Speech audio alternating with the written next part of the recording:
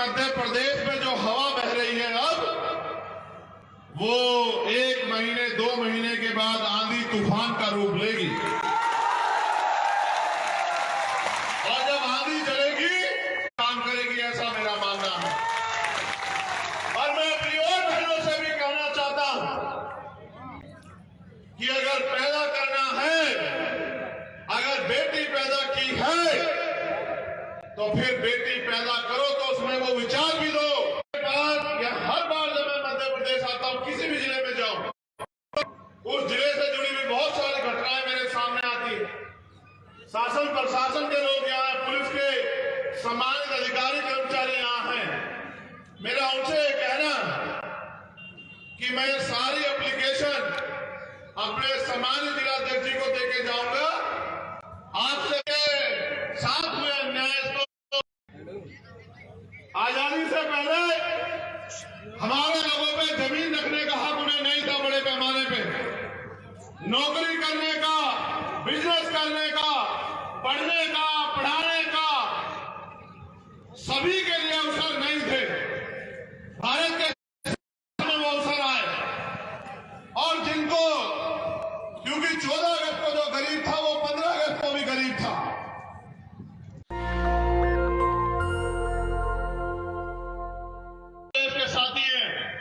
वो अपने अपने जिलों के हर एक गांव कस्बे में जाके मेरी इन बातों को गांव-गांव तक, लोगों तक पहुंचाने का काम करना। अगर आप हो पाए तो मैं पूरी जिम्मेदारी से कहता हूं, चाहे वो पढ़ाई हो, चाहे वो न्याय की प्रक्रिया हो, उन तमाम तरह की जो निर्भरता है उसको खत्म करके अपने लोगों को आत्मनिर्भर बनाने की, अपने पैरों पे खड़े होने के लिए, कि जिन समस्याओं के लिए वो रोज सरकारी दफ्तरों के चक्कर लगाते हैं, जिन समस्याओं के लिए वो रोज मंदिर, मस्जिद, गुरुद्वारे में,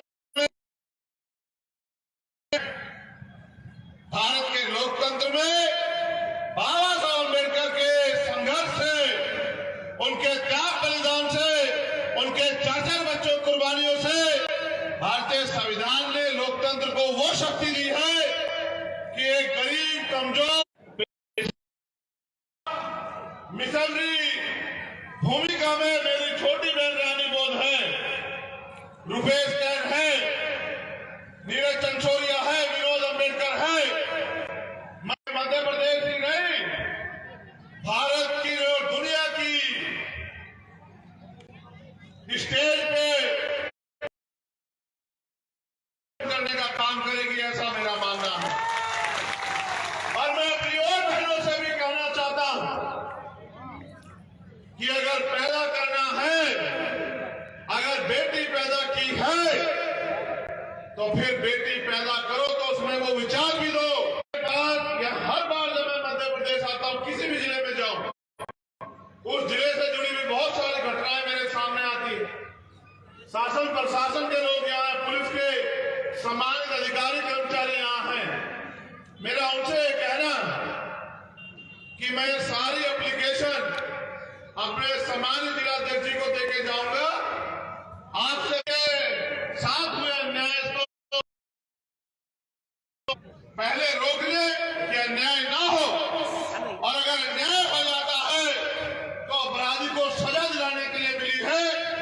क्योंकि जिस तरह ये समाज एक-एक पैसा जोड़ के मुझे और हमारे लोगों को अपने, अगर आप संविधान के अनुसार कार्य नहीं करोगे तो मेरा ऐसा मानना है, क्योंकि हम यहाँ बड़ी मेहनत कर रहे हैं और चूंकि हमारे लोगों ने अब ये ठान लिया है कि वो अपनी गुलामी, बेबसी की बेड़ियों को काट के अपना राज मध्य प्रदेश में स्थापित करेंगे।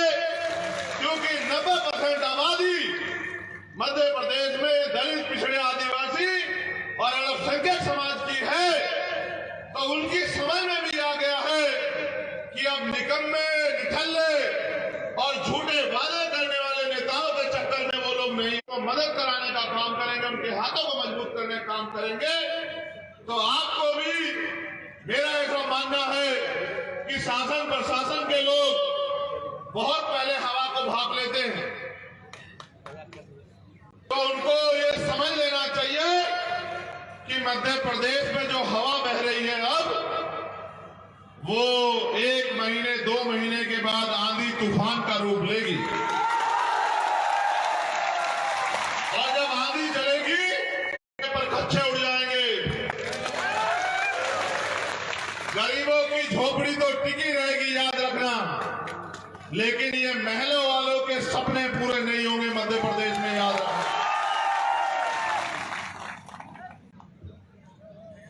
ये देना, फिर आपको आपकी जमीन से कोई बेदखल नहीं कर पाएगा, मेरी बात को याद रखना।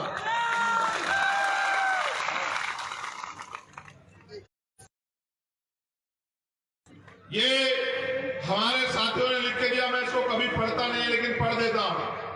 इनका मानना है कि अशोकनगर में जब हम लोग संघर्ष करते हैं पुलिस फर्जी मुकदमे लगाती है। मैं इनको समझा चुका हूं कि पुलिस सरकार की होती है, या इनकी हत्या हो जाए, कर जाओगे मुकदमों से तो आजादी नहीं मिल सकती है। याद करो देश के उन शहीदों को जिन्होंने हंसते हंसते फांसी का बंधा चूमा। हम लोग अपने बनने की लड़ाई नहीं लड़ रहे कि हमें बनना है, हम लोग लड़ाई लड़ रहे हैं ज्योतिबा फुले को उन्होंने कौन सी कुर्सी ली, उन्होंने तो कुर्सियों को लात मारने का काम किया और अपने लोगों की लड़ाई लड़ी। आप उनके वंशज हो। आप याद करो माननीय काशीराम साहब को चाहते तो मुख्यमंत्री और राष्ट्रपति भी बन जाते, लेकिन उन्होंने अपनी कुर्सी किसी दूसरे शख्स को देकर अपना जीवन समाज को आगे बढ़ाने के लिए लगाने का काम किया। आप उनके अनुयायी हो तो ये तय करो कि शासन प्रशासन की लाठी गोली और मुकदमा अपमान भूला नहीं हूं, मैं नहीं भूला हूं। शासन प्रशासन के इशारे पे, सरकार के इशारे पे किस तरह से मेरे भाइयों का अपमान किया गया, उनके साथ जुल्म ज्यादती की गई, मैं चाहता तो जवाब दे सकता था, लेकिन मैंने बाबा साहब अम्बेडकर से संविधान के जरिए लड़ना सीखा। और मैंने उस दिन इनसे भी कहा था और आपसे भी कह रहा हूं, एक नई सराय FIR संख्या है 00038 30/3/2023 और अभी तक इस पे कोई सुनवाई नहीं हुई, ना कोई व्यक्ति अरेस्ट हुआ। निवासी जंगार तहसील ईसागढ़, इनके भाई का मर्डर कर दिया गया, कोई कार्रवाई नहीं।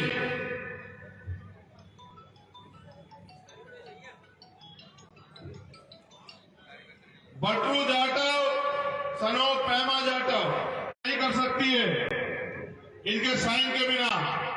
इनका मानना है इनके बच्चे की हत्या हुई है और कोई सुनवाई नहीं।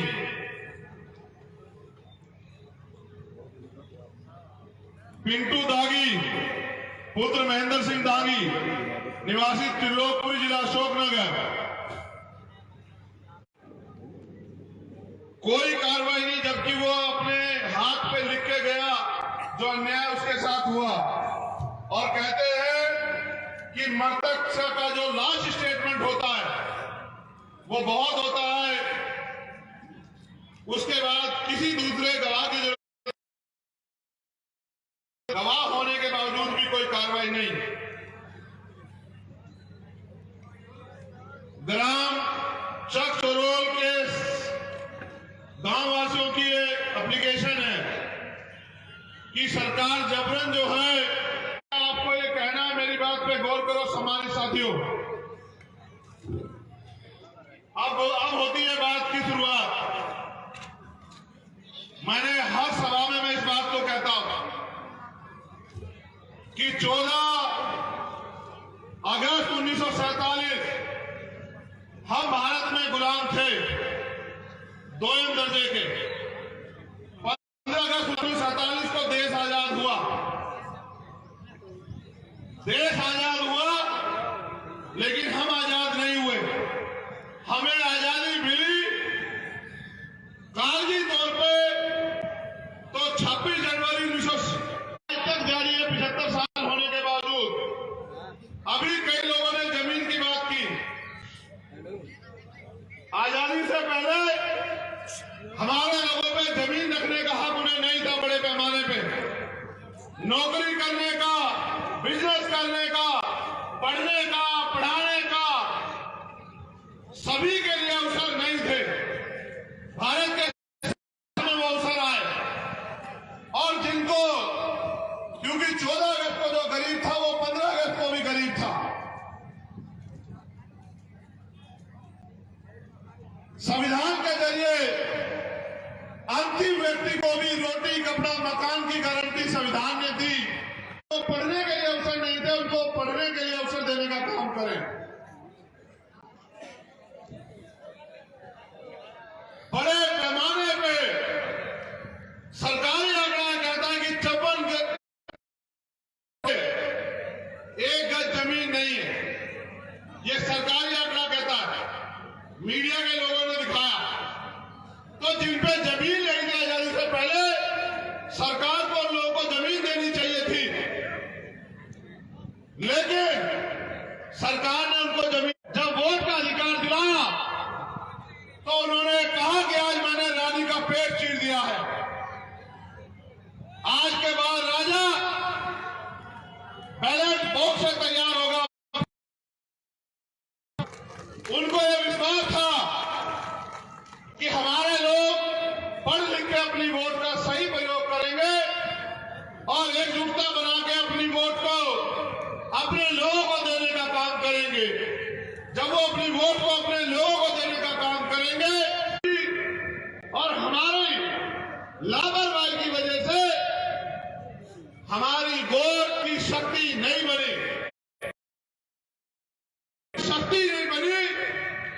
तो हमें अधिकार कैसे मिलेंगे, हमारे अधिकार सुरक्षित कैसे रहेंगे। इसलिए भीम आर्मी के माध्यम से हमने समाज को संगठित करने का काम किया और मेरा ऐसा मानना है कि आने वाले 2023 के चुनाव में आजाद समाज पार्टी और उनके सहयोगी दल जमीन पे जो मेहनत कर रहे हैं उसका परिणाम, तमाम साथियों से यह अनुरोध है कि इसको गांव-गांव में जाके बताने का काम करें। और मैं लोकतंत्र के चौथे स्तंभ से भी ये बात कहूंगा कि जिस तरह से वो पैसे वालों की बातों को बड़े पैमाने पर दिखाने का काम करते हैं, वो हमारी गरीबों की पार्टी और उनके द्वारा किए गए संकल्पों को भी दिखाने का काम करे, जो हमारी बात भी हमारे लोगों तक पहुंच पाए। कांग्रेस और बीजेपी की सरकारों में विभाग सचिव और सहायक सचिव के पद संविदा के जरिए भरे गए और फिर बिना आरक्षण का पालन किए उनको परमानेंट कर दिया गया। आज से नहीं चल रहा है, ये डाका लंबे समय से चल रहा है।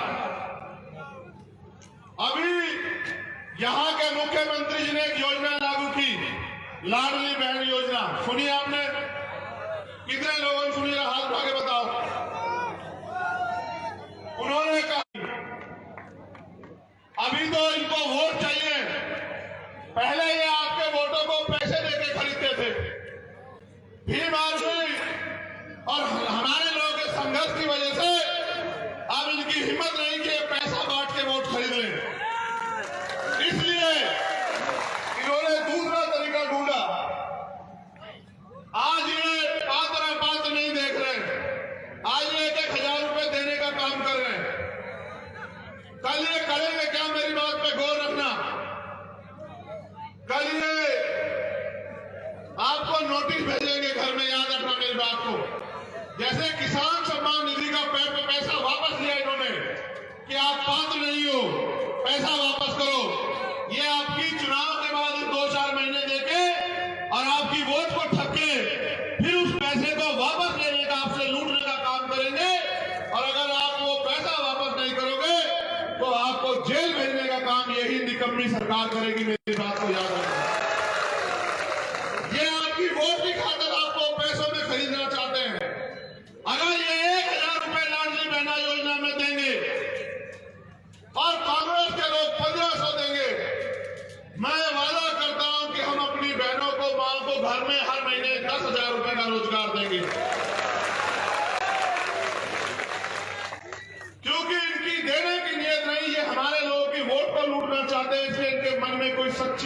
तमन्ना नहीं कि हमारी माएं बहनें ताकतवर हो जाए।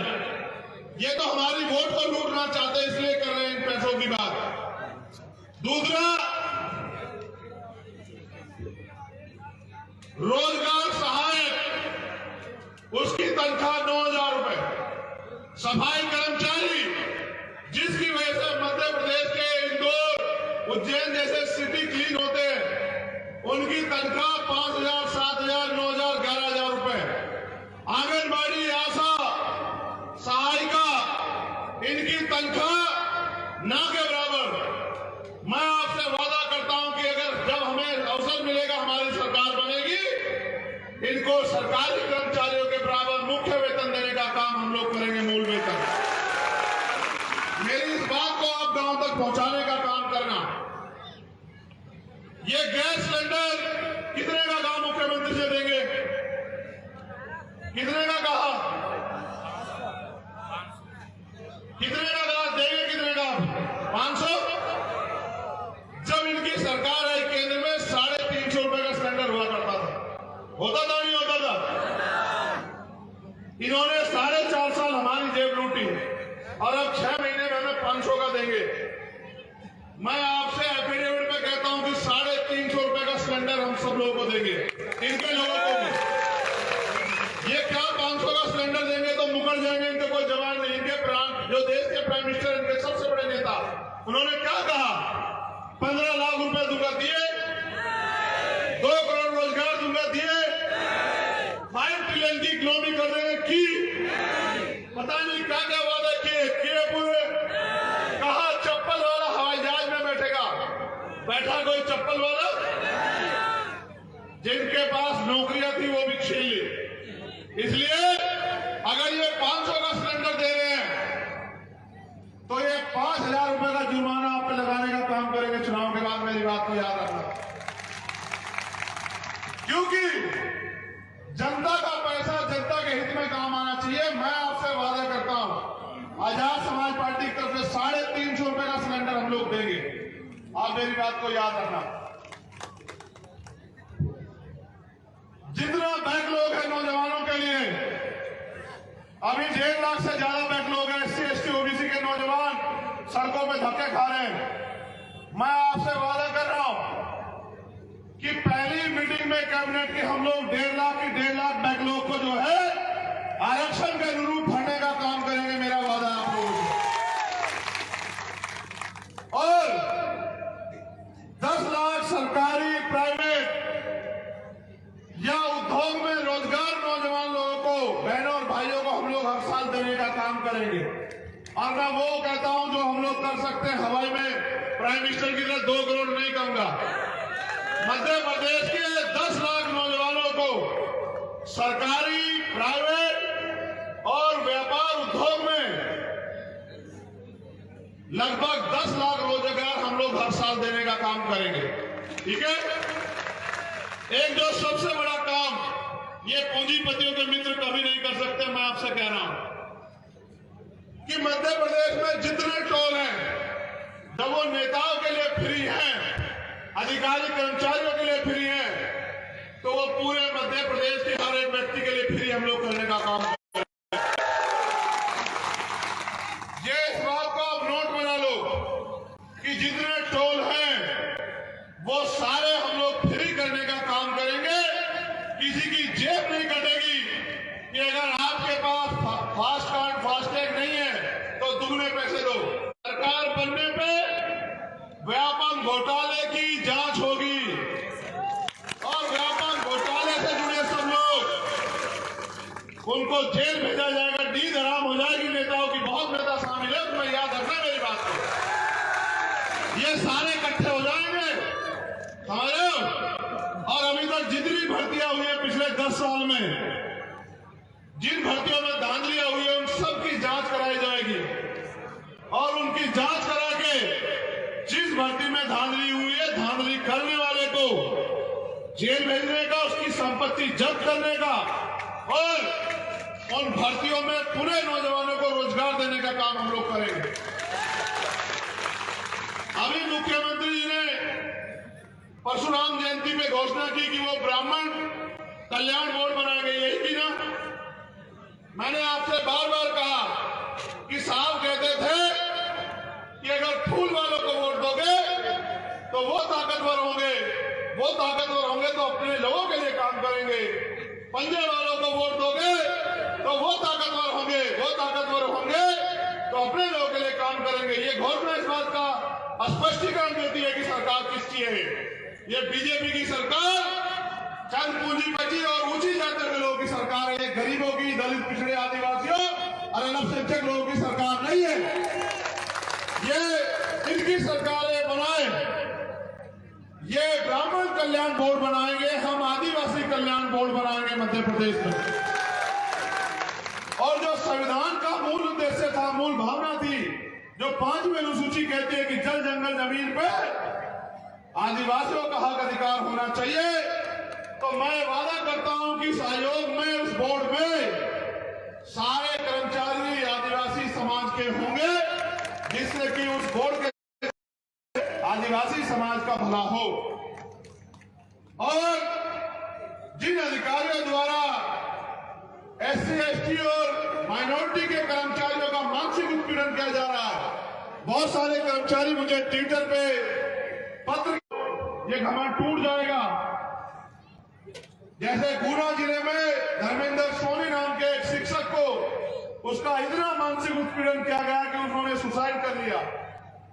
मैं आपसे कह रहा हूं, ऐसे सभी अधिकारी कर्मचारियों को जांच करा के उनको जेल भेजने का काम जो है वो हमारी सरकार करेगी। ये तो मेरी चंद घोषणा है। मैंने आपसे 12 फरवरी को भोपाल में कहा था, जब आपकी संख्या के आगे तमाम राजनीतिक दलों को कोरोना से भी खतरनाक बुखार हुआ था, अगर आपने देखा हो। मैंने आपको उस दिन कहा था कि जो आपकी मांगे हैं, उन मांगों का घोषणा पत्र बना के आप मुझे दे दो और उनको एफिडेविट के तौर पे मुझसे ले लो। जो आपकी मांगे हैं, क्योंकि सत्ता में बहुत शक्ति है, जो मांगे आपकी है उनको पूरी कराने का एफिडेविट, घोषणा हम लोग करना चाहते हैं। जब आप दूसरे लोगों को बना सकते हैं, जब आपकी वोट से दूसरे लोग बन सकते हैं, तो आपके लोग भी बन सकते हैं, क्योंकि वोट आपका है। यहाँ के पिछड़े वर्ग के लोग, उनको 54% आबादी के बाद 14% आरक्षण मिलता है, उनमें भी बड़ी चेतना पैदा हुई है। वो भी चाहते हैं कि इस लड़ाई को लड़ा जाए, वो भी कंधे से कंधा मिला के आपके साथ खड़े हैं। मैं आपसे कहना चाहता हूं कि 54% आबादी को 54% आरक्षण देने का काम संख्या के आधार पर आजाद समाज पार्टी करेगी। यहां अशोकनगर वासियों को भी भाई राजकुमार जाटव, जिन्होंने अपनी ड्यूटी पे को निभाते हुए अपने प्राणों का बलिदान किया, सरकार ने तो उनके लिए कुछ नहीं किया। मैं वादा करता हूं कि उनके नाम पे, चाहे तो उसी थाने का नाम या उससे भी बड़ी योजना का नाम हम लोग राजकुमार जाटव जी के नाम पे करने का काम करेंगे। उस सरकार को सम्मान का काम करेंगे। मेरे लोगों, मैं आपसे कहना चाहता हूं कि अपने ही देश में वोट की शक्ति होने के बाद अपने ही प्रदेश में आप कब तक ठगे जाते रहोगे? मेरी बहनों, मेरी माओ, मेरे नौजवान भाइयों, आप उनका क्यों ठेका लेते हो? अगर आप उनका ठेका लेना बंद कर दो तो मैं पूरी जिम्मेदारी से कह रहा हूं कि मध्य प्रदेश में एक नया सूर्य निकलेगा 2023 में। एक ऐसा सूर्य जो गरीब, कमजोर, शोषित, वंचित, पीड़ित तमाम तरह के अवसर और स्वाभिमान सम्मान के साथ जीने का जो है वो रोशनी लाके देगा। आप यहां आए, अपनी मेहनत की कमाई से एक एक पैसा जुटा के, समय खर्च करके, जब आपने इतना, सिर्फ जो चुनावी नेता है, जो चुनाव में आपके बीच आते हैं, उनकी बातों में आके आप मुझे अकेला तो नहीं छोड़ दोगे इस लड़ाई में। जिन मेरे मध्य प्रदेश के नौजवान नेताओं ने, सम्मानित नेताओं ने पूरे 5 साल आपके साथ होने वाले अन्याय के खिलाफ, उनको दोबारा कमजोर तो नहीं बना दोगे? उनको ताकत देने काम करोगे नहीं करोगे बताओ? तो आओ मेरे साथ, हम संविधान की प्रस्तावना पढ़ के संकल्प के ये संकल्प लेंगे। इतना गैप बनाओ अपने हाथों में, इतना गैप कि संकल्प के लिए आपका हाथ हो जाए पीछे तक। इतना गैप बनाओ, इतना गैप बनाओ जब तक आप हाथ ऐसे नहीं करोगे मैं नहीं संकल्प करूंगा। हाथ ऐसे करो।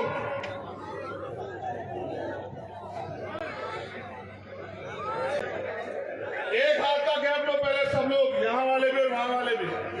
पीछे हो जाओ, पीछे हो जाओ, पीछे खड़े हो, पीछे जाके सीधे अपने हाथ ऐसे करो।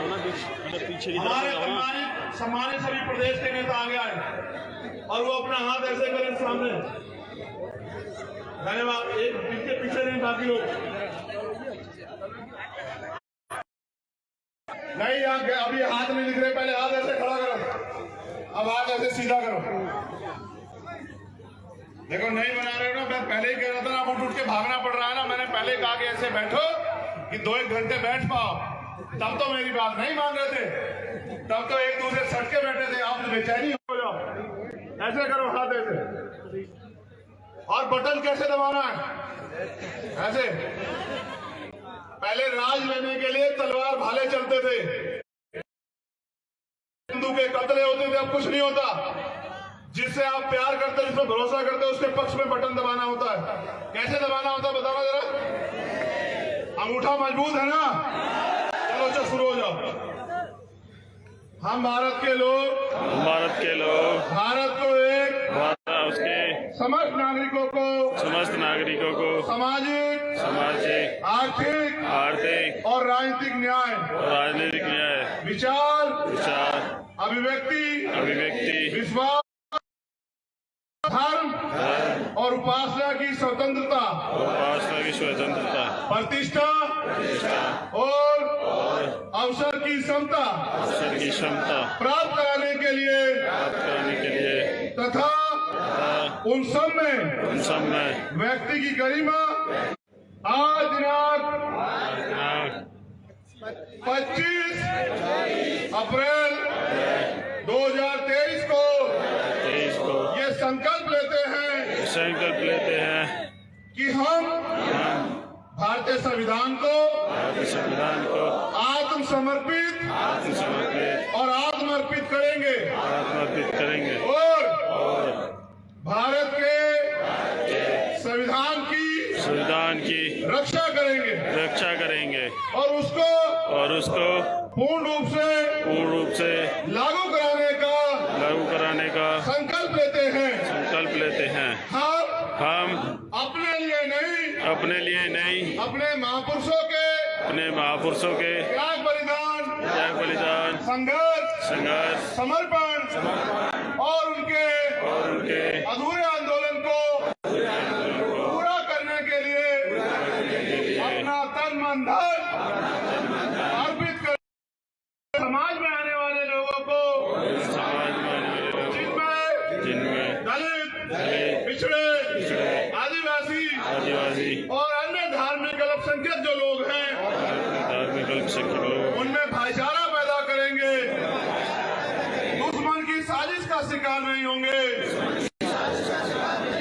अपनी गुलामी की बेड़िया काटने के लिए हम दिन रात मेहनत करेंगे और अपनी पार्टी को मजबूत करेंगे, खुद को ताकतवर बनाएंगे।